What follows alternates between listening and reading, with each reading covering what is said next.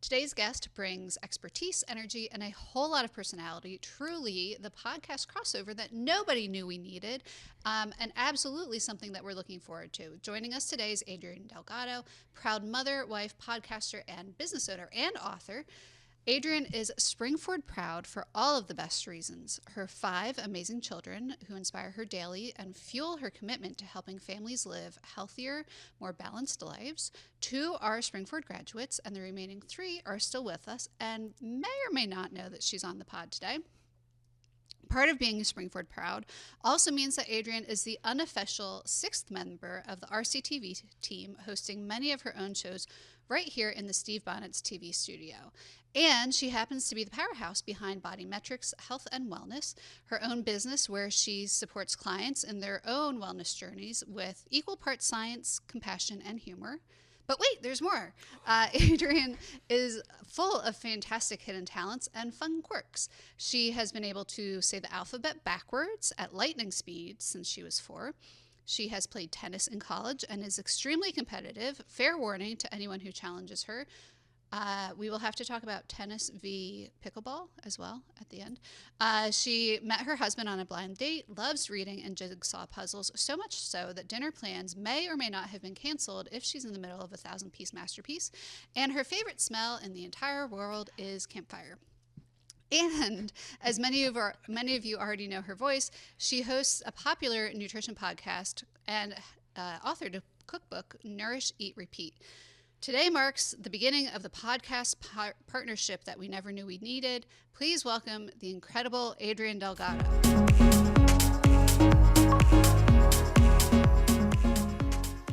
Whew. Jeez. Welcome, Adrianne. I ask you to fill out one quick form and look at all the information we get from it. Wow. Well, thank you. You're welcome. This is a pleasure to be here. And that is like my favorite introduction ever. I'm surprised I did it in one read. Because that was a lot. A few stumbles, but that's okay. This is not your first time in the TV studio. Mm-mm. It is not. This is like your millionth time in the studio. But your first time sort of in this setting where we're like asking you all the questions and you're not making us all the food. I know. It's a little intimidating being on this side of it. Like, 'cause I'm different. used to being in charge and knowing what I'm going to say. And now I'm just going to have to wing it and sound intelligent. Questions. Do we want to start with, let's start with who set you and your husband up? Your husband, Jim.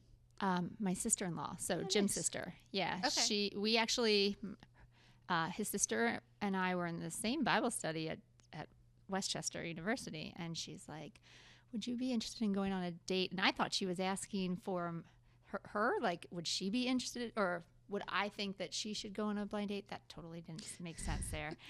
So can I say that again? Yeah. So she asked me if I'd be interested in going on a blind date. And at first I thought she was asking for herself if I thought it was a good idea. And I'm like, yeah, sure, go for it. And she's like, great, you'll do it. And I was like, wait, what?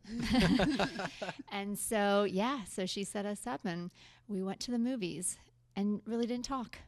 And I remember going home and saying to my roommates, like, yeah, if he doesn't call again, it's fine. Do you remember what you saw? Remembering the Titans. Good movie. Did he also go to Westchester? He did, but he was a few years ahead of me, so Okay. I did not know him. And like Andrew and I know this because you are the unofficial 6th member. You work with Jim every day at Body Metrics as well. I do, yeah. But we don't have a lot of crossover. I mean, I'm kind of in my room doing my thing, so we'll talk a little bit, but I get that question a lot. How is it working with your husband? I'm like, it's fine because we don't really talk to each other. We don't see each other that much. It's great. It's great. It works out great. Yeah. So let's start with talking a little bit work-life balance, since you do work so close to home. You have 2 offices, one right around the corner, and then one over in Limerick. Let's lead with you have 5 kids, an accomplishment in and of itself. How do you balance being a mom with a business owner and a podcaster and an author and a nutrition expert and a wife? Like, there's a lot of plates you have in the air. Yeah. I mean, my initial gut reaction is to say not well, because it's a circus all the time and I'm constantly feeling like I'm being pulled in different directions. Like, I'll commit to something at work, but then I might have to miss something for the kids, which I hate more than anything. But, then there's times where I'd love to do more with the business, and I realize that I'm in a season that's going to be short-lived, and I don't want to miss it. I don't want to miss any of the kids' activities or, just watching them grow up. So it's been a lot of fine-tuning over the years where I would give myself all to work and then realize that's not working out and have to back out. And then there's times where I want to do more. I want in different capacities, and I try things. I try a lot of things, see what works, what doesn't, and then adjust and pivot. I don't think there's one right way for every person, but it's just a matter of being flexible and open to trying different things. Mm-hmm. And that seems to have worked so far. It does help that Jim, my husband, is really supportive with everything. And so if I need to teach classes at night, he's on duty for, taking the kids where they need to be, and he does. So it works. Are there any lessons that you learned or have influenced you as a business owner from parenthood, or from parenthood from a business owner, like vice versa? I think going back to flexibility, I think that's the one thing I share a lot with my clients. One of the, I guess I'll say, positives, if you meet with me as your dietitian, is I understand the challenges of having a family and, when your kids don't like the same meals and you're trying to figure out how to put dinner on the table at 5:00. Like, I live that every day. So as a professional, I'm not coming in and talking down to people like, well, you just need to figure it out. Mm-hmm. No, I understand what it's like to have to figure it out and still have it implode in your face sometimes. And so I think what I've learned more than anything is flexibility, not trying to be so rigid. I know when it comes to nutrition, a lot of people like the rules. Tell me what to do, like what to eat, what not to eat. It just doesn't work. Just like with parenting, having 5 kids, I've learned I have to parent sometimes 5 different ways. Mm. As much as I'd like everything to be the same, it's not, because they have different needs. So flexibility is the biggest one. And I think before we get too far into it, I will violate my own HIPAA and say that I come to you for nutrition support. And sometimes a little bit of emotional support when I often leave. I feel like, did we talk about nutrition, or was this a little bit of a therapy session? But I would second that. Andrew, too, violating his own HIPAA. We are big proponents of body metrics and you and the work that you do. So much so, I sent you a text this week showing you the beans I added to my salad.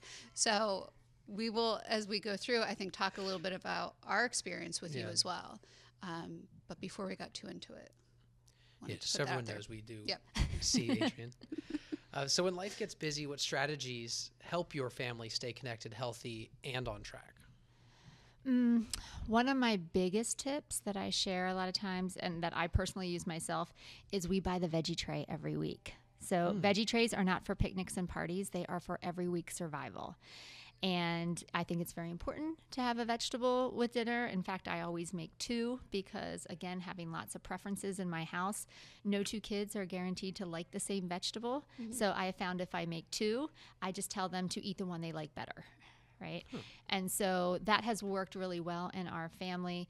But sometimes that vegetable is the veggie tray. Like, I'm not cooking 2 vegetables every night. I do work nights. I've cut back. I used to work 2 or 3 nights a week when the kids were real little, but now I'm down to 1 night a week. But that's still, it's a lot. So I find I use help. And that help, if it comes in the form of prepared chopped produce, yeah, I'm all for it. You taught me that trick once, and I did it with green grapes. I found I was buying grapes and never eating them because they were on the stem and they were clean and in the bowl. But what was I started picking them off the stem, and then I'm eating them all the time. These little itty bitty tips make such a big difference. It's really all about making the healthy choice be the easy choice. Yeah. And if there's these little things that we can do to help us, anytime we're met with resistance, like, oh, but I got to go pick them off the grape. Oh, I got to go wash them. I got to go find a container to put them in. I'll just grab the pretzels. It's easier. So all these little things, they don't take up a lot of time. And I think that's the other part in our heads. We're like, but it's going to take so much time. But it really doesn't. So. Yeah, because you'll look in the fridge and be like, okay, there's a cucumber. I could cut it up, or I could eat the pretzels that are already ready to go. Ready to go. Just as And typically I go for the pretzels. So what first sparked your passion for public health and nutrition, and how did that lead to the development and creation of Body Metrics? So I always knew I wanted to be in healthcare. I thought doctor, honestly, when I was younger. I just really liked the idea of helping people. But then when I was in college, I was part of this group called the Future Health Professionals, which was basically pre-med students were involved in this club, and they would bring in different specialists, so cardiologists, endocrinologists, pediatricians, and it was an opportunity for us to ask questions. And a lot of my colleagues in the room were asking these really great questions about the specialties. And meanwhile, I'm raising my hand like, do you have a family? Do you have kids? Do you see them? And, and the question was always answered the same, like, not as much as I'd like to. I wish I could be home with my family more. And I just always knew that was a big part of who I wanted to be and what I wanted for my life. And so I started looking at other majors that would allow me to have the interaction and the impact like a medical professional would, in a way that also honored my desire to have a big family. And that's kind of where I saw nutrition. And then I remember my very first nutrition class, my professor asked us to write a paper of where, if we could write our future any way we want, what would that look like? And where do you want to see yourself in 10 years? And I said, I want to have my own outpatient practice where I can see clients and also be at home with my kids. And I know a lot of people don't get to say that they are doing exactly what they wanted to do, but I am one of the fortunate people that this was always my dream.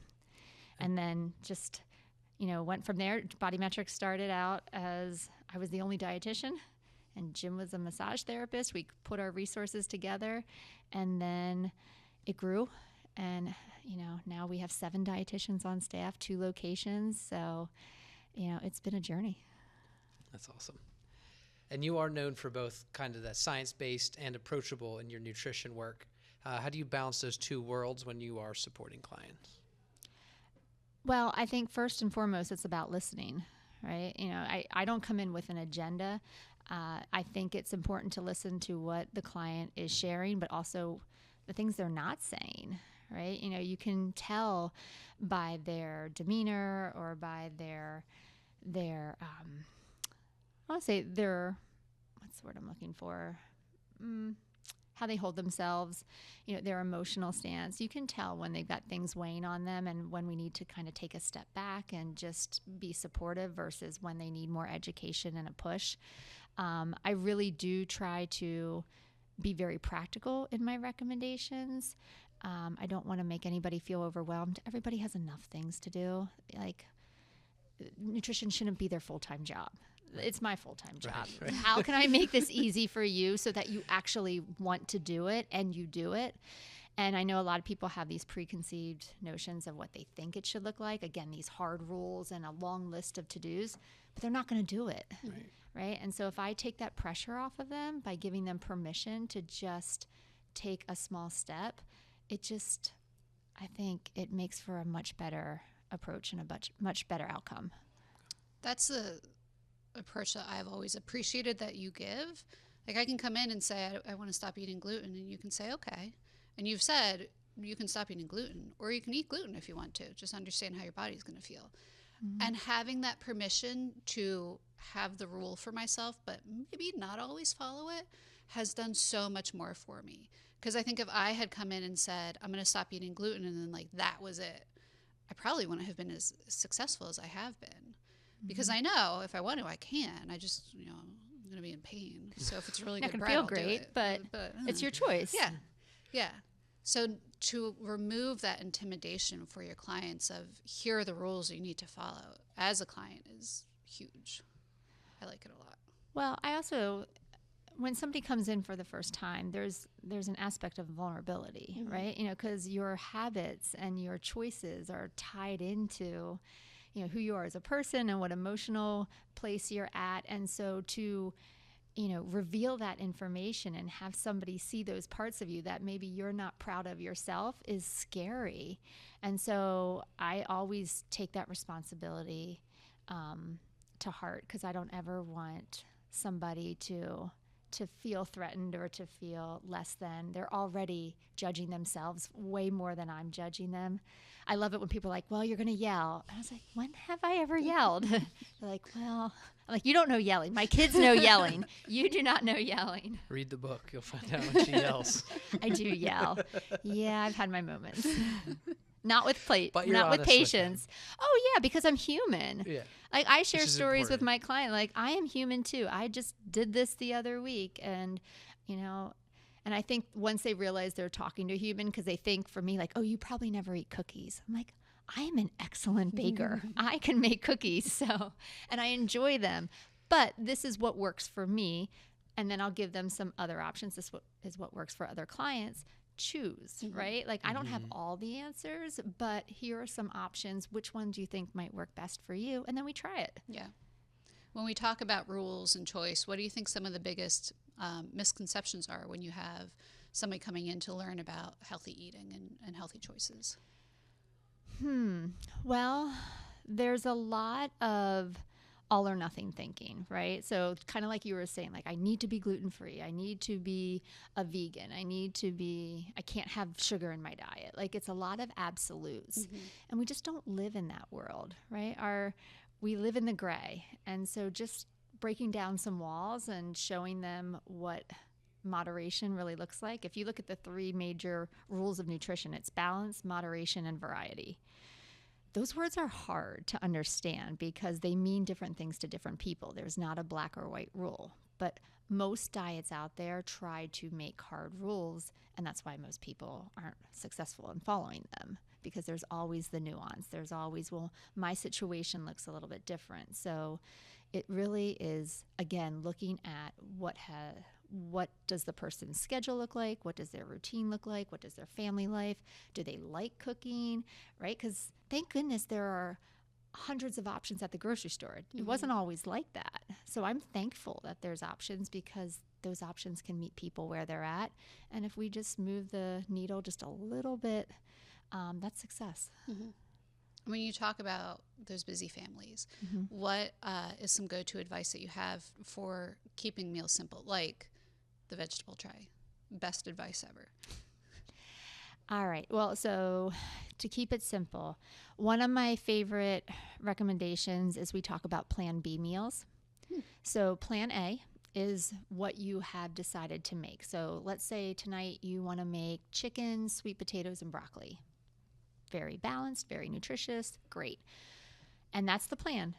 And then life happens, right? You have to work late, kid gets sick, you get a flat tire on the way home from work, and all of a sudden that chicken, sweet potatoes, and broccoli just is not going to happen. And so what most people think of is if Plan A goes out the window, Plan B is let's go get Chick-fil-A or let's go get Wawa or something simple and easy. And I always tell my clients, going out to eat is not Plan B. That is Plan C. Plan B is some intermediate option that you have that either lives in your freezer or lives in your pantry. It can't live in your refrigerator because then there's an expiration date.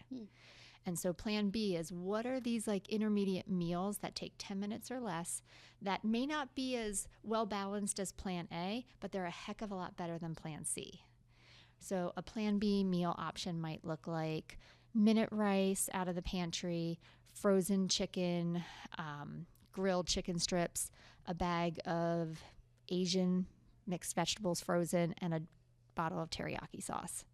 Sounds very good. You Sounds can- a lot better than the Plan broccoli. A. Then the Plan A.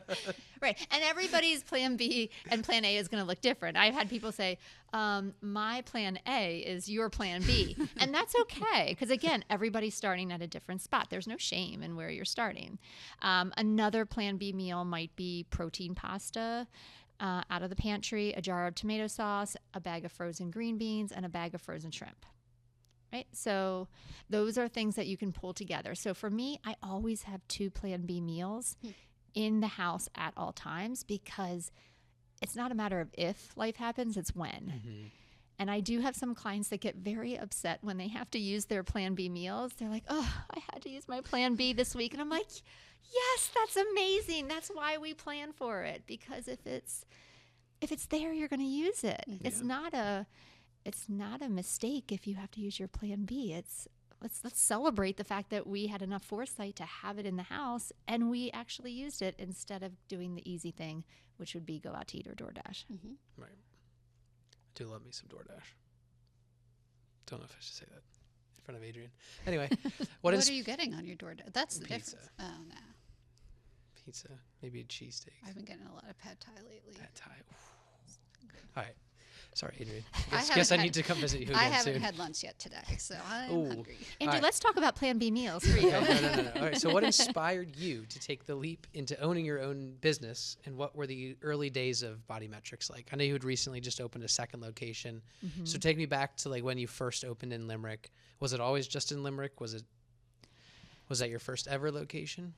Yes, it was. So let's back up here. So I was actually part of we were in the process of creating a company, myself and two other medical professionals in the area. And then from a legal standpoint, we ran into some snags and we're like, this isn't going to work out. So at the time, my options were either I was going to have to work for somebody else or go out on my own. And I remember saying to Jim, like, I think I can do this. I understand the industry. I don't understand business per se. And thankfully, that's where he had a lot more experience. And we kind of were like, instead of having two different tax ID numbers and going through the process of creating two businesses, why don't we just pull our resources together? He already had an LLC with Body Metrics. That was his massage company. And the tagline was always health and wellness services. I'm like, nutrition falls in there. It's perfect.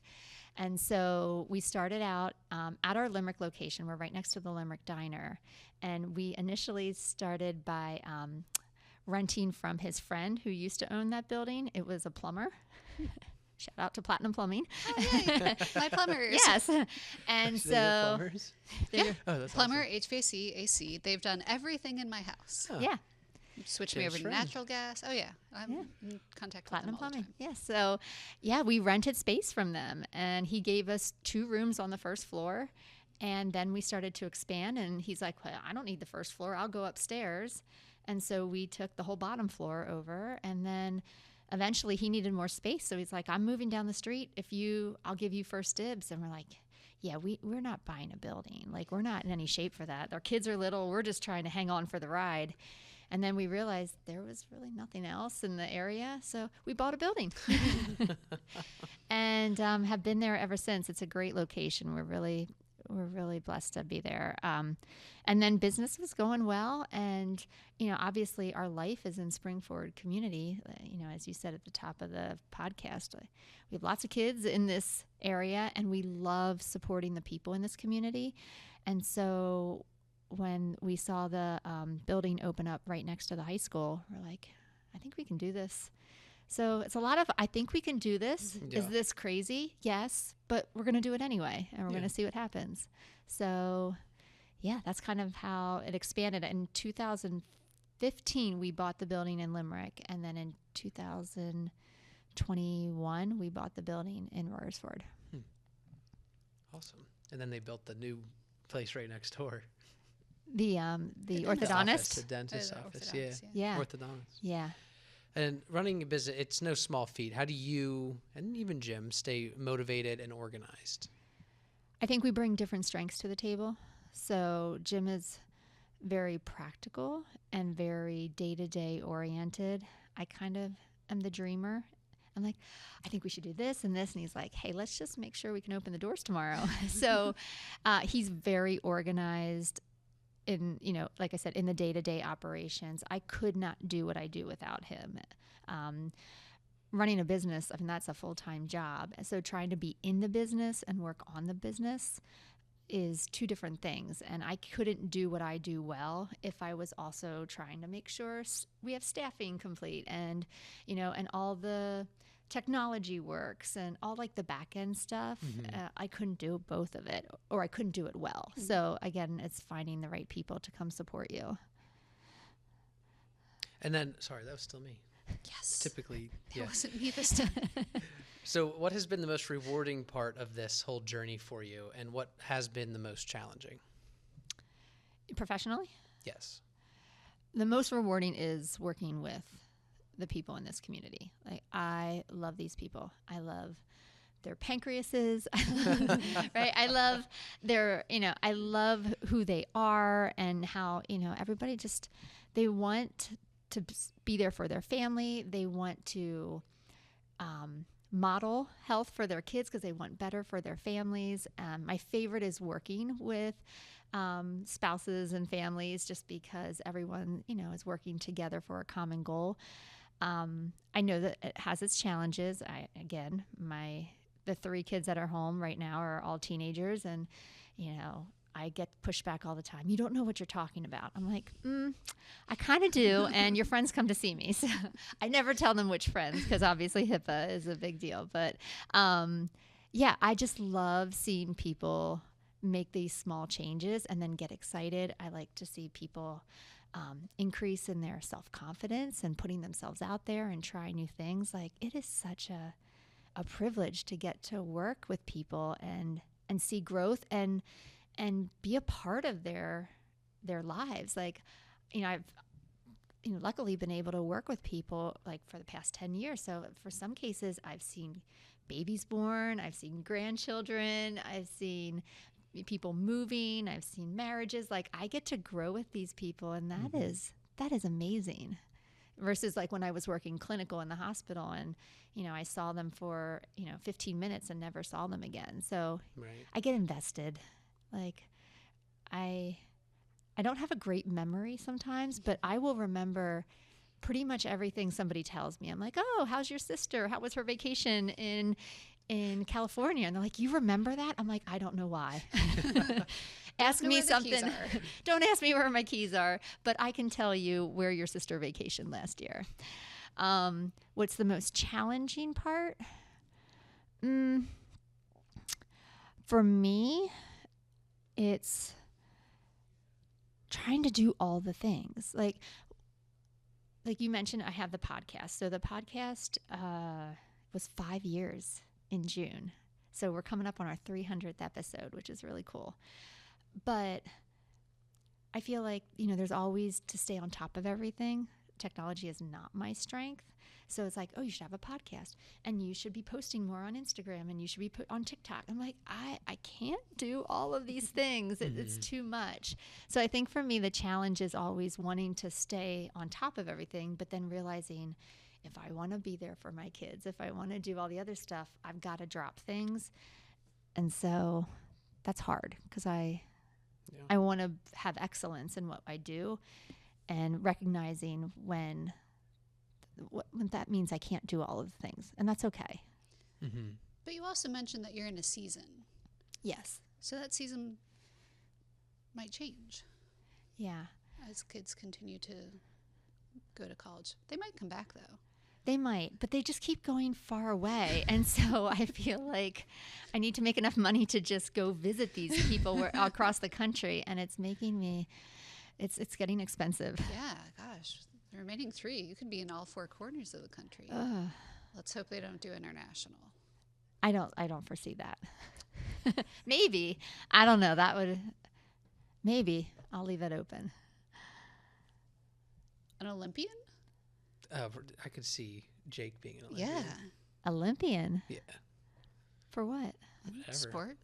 Sports. So he runs, right? Yeah, track at Alabama, right? He doesn't run track there. I thought he ran track there. He's run like on the... Well, maybe not Olympian. No, I don't think he's quite there yet, but he's good. He's been doing some work down there. And discus? Javelin? That's Parker. But he's not doing that. Parker's doing that at Ithaca. He is doing that. Okay. Mm-hmm. We're back to Olympian Back to Olympian. It's Parker, not Jake. Sorry, yeah, Jake. and apparently he's learning hammer, which is that thing you swing around in a circle and then let go. They don't offer that. It's like the rope. Yeah. With the a heavy chain? ball in the end. I don't know. Oh, like gladiators? I mean, I Googled it one time and I was like, oh my gosh, you're going to get dizzy. But he's just trying to keep his back That's like healthy. Discus too. That's like the torque. Yeah. We'll see. We'll see how he does this season. Well, if he's competitive like you. Yeah. I am competitive. Being extremely competitive. Thanks for the layup there, Andrew. You played tennis in college. I did. Yeah. How does that competitive spirit show up in your work today, and have you passed it on to your kids? Some might say I'm more competitive than my children in some areas.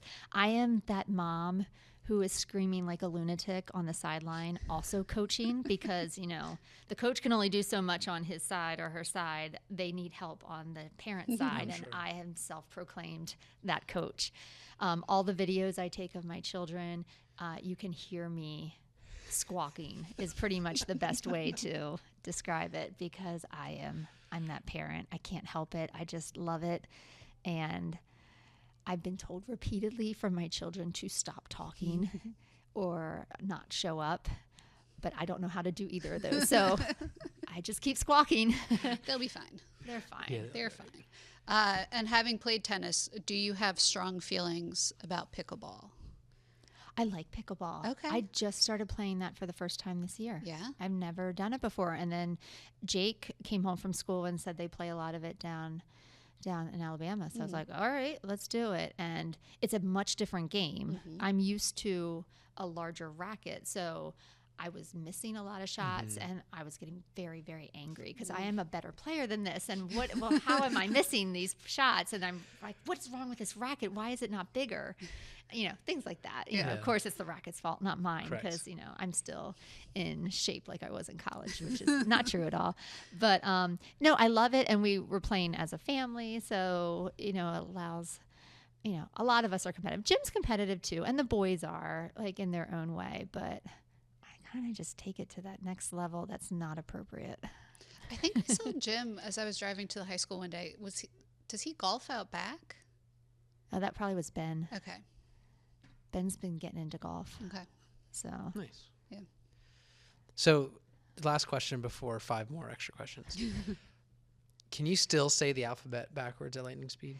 I really can. I was like, you know what? When you asked me to give you some facts, I'm like, they're going to ask me to do it. And I'm going to have to do it. Yeah, you so will. the story behind it, though, was I was we went to daycare, and we were 4 forced to seems take. early to know the alphabet regularly. Yeah, Is well, that we normal? were forced to take naps. Jamie knew it. Benny's getting there. He's almost 4. Okay. Yeah. It was Backwards, definitely not. it I was don't even 3 know. or I can't do 4. it backwards. I was very, very young because we were forced to take naps, and I did not want to take a nap because I was not tired. And I was told I need to lay on my cot and be quiet. And so right above my cot, I can still picture it, was the alphabet at the top of the ceiling. And so I used my time wisely. And I had learned to memorize it backwards because what else was I going to do for that 45 minutes that we had to be quiet? Right. I thought you were going to say the teacher told you to say it backwards till you fell asleep. And that's what, I like counting sheep. like counting sheep. Yeah, no. Didn't work. Maybe I'll try that at home. So, can you do it for us? Okay. All right. If I say it really fast, though. You don't have to do it really No. fast. Well, I want you to, again. We need the We can full be experience. competitive. You need the Yeah. competitive be part of me is competitive like about this. it's either fast or there's no Okay. other way. All right. All right, ready? ZYXWVTSRQPONMOKJHGFEDCBA. That's so fast. Can we get a timer on that? I don't even know if I could do it that's awesome. forward that No, fast. I can't do it forward that fast. Could you hear all the letters? Like Yeah. I was trying not to mumble. Yeah. No, we heard them. We'll, They were we'll all play there. a replay if there's any type of caution, and then we'll have you come back and If do it again. anybody contests it, Exactly. or if anybody wants to compete against me, I will come back. Correct. All right. So then a couple questions. We call them random questions. Okay. I'm just going to ask you 5 different questions. If you can just say what's first on the top of your head. Okay. Do you like cats or dogs? Oh, Man. sounds like a So neat it's Can Easy. I was supposed to be easy. Can I say I'm not a pet person? That's fair. That's fair. I have 5 kids. I cannot take one more responsibility or I will Get lose it. my mind. So I can't. All right. What was the worst job you ever had? Well, if I'm trying to think off the top of my head, it was probably my first job, which was I bus tables at a diner. What does being successful mean to you? That's not a quick question. That's like As fast as you can think of it. thought-provoking. Success. Showing up with authenticity, integrity, and achieving what I set out to achieve. And What is a small, simple thing that never fails to make your day a little better?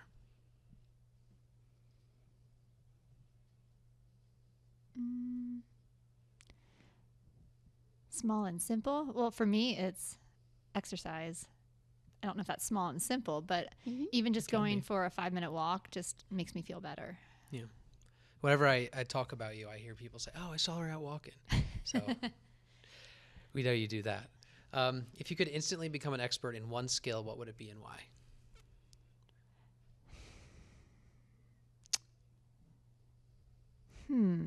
That's a good question. Maybe, can I say technology? I was going to say you can't say technology because I knew you would probably end up saying that. I can't. But yes, you can well, say technology. Because I would Of love course you to, can say like, technology. how do I set up my modem at home? How do I, like, set the TV up? I don't know. And Right. the thing is, Jim is, like, if I'm horrible at technology, Jim is atrocious. And I'm not throwing him under the bus. It's just who we are. So Right. sometimes it has to be me because out of the two of us, we've got no shot. And Right. I've got to figure it out. And so I wish it came a little bit more naturally. That's fair. Are any of the kids in technology? I just feel like by nature, kids, like, Ben just put updates on my phone for me, Oh, nice. which was nice. And then he showed me how to use different things. So now I have a picture behind my text messages, depending on who I'm talking to. What? Did you Oh, know that? yeah, that's the new iOS. I don't know about anything new. Did they Yeah. change the font? No. Okay. I'll You do it can then. change the time font on the front of Okay. your phone. We'll talk about that Yeah, later. well, our audience Do doesn't I need know to. something Yeah. that I can teach you? Yeah. Yeah. All right. Yeah. So I would.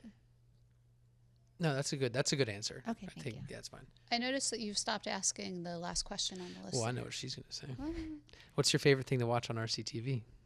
Oh, body metrics. Yay. Of course. Although I don't like watching myself, so that's hard. Right. Sometimes I watch the football thing, so if I can see my kid. Right.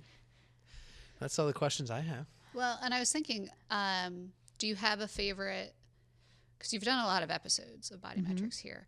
Do you have a favorite recipe that you've shared in studio? Because I think what we could do is just clip it on the end. Not of the audio, but since we record now, you get a 2-for-1. You get an episode and a recipe. Well, I mean, we've done so many. I know. And And I somehow am never invited to come when the food is here. That's well, my I'm fault. told about usually it the food is afterwards. consumed very quickly. Yeah, afterwards Andrew's like, "Oh, I had a great black bean burger." I'm like, "Oh, sounds like something I would have eaten." That sounds like a nice gluten-free option for me. But No meat. I'm in for it. Thanks, Andrew. I know. you know what? Probably one of the most popular ones was the homemade Reese's peanut butter cup. Okay, we'll put that on the end. Because a lot of people like that one, and it was really simple and it tasted good too. We had a lot of leftovers that we took to the class, and they all gave it Devoured rave it? reviews. Yeah. So that's an easy one. Okay. All right. Well, thank you for coming on. Yeah, thank you. Yeah, thanks for You having get me. a little out of your comfort zone being on the other side of the mic. Yeah. I guess still the same side of the mic, but different side of the table. Yeah. That's fair. Thanks for coming on. Thanks, you. Adrian. Today, I'm excited to share with you a healthy dessert recipe only using 3 ingredients: peanut butter powder, a small container of applesauce, and chocolate chips. That's right, we're making healthy peanut butter cups. Now, you can use any peanut butter powder, but I'm going to be using the PB Fit, got this one at Costco, and these small applesauce cups. I always have these in my pantry for the kids' lunches. I'm also going to be using mini chocolate chips, but you can use dark chocolate chips, milk chocolate chips. I just think the mini chocolate chips melt a little bit faster. To prepare this recipe, all we're going to do is take a cup of our peanut butter powder, which is great because it's high in protein, low in fat, definitely much lower than a regular peanut butter cup you'd get at the store. That's about good. So we got a cup of peanut butter powder, and we're just going to add one of these applesauce cups to it. My kids really like making this recipe. It's so simple. All right. After we've added the applesauce to the peanut butter powder, we're just going to mix. Again, really simple. And we're basically going to mix until it turns into a dough. It'll be a little bit of a wet dough, but a dough nonetheless.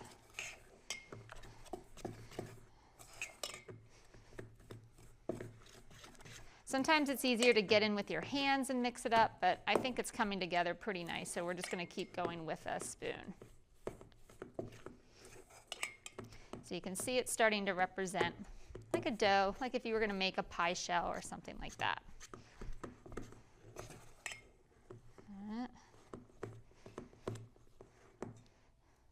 All right, I think I'm going to finish it the rest of the way with my hand, just to make sure all the ingredients are incorporated.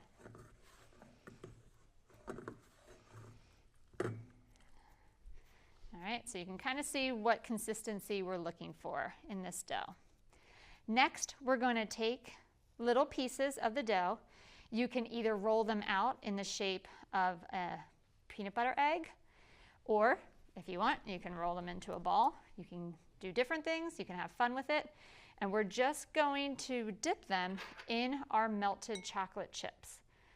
So you can use a microwave to melt your chocolate chips. You can use a double broiler, but you're just going to take your peanut butter cup, throw it in that chocolate, move it around. I think it's easier to use a fork than it is a spoon, so you don't get big globs of chocolate.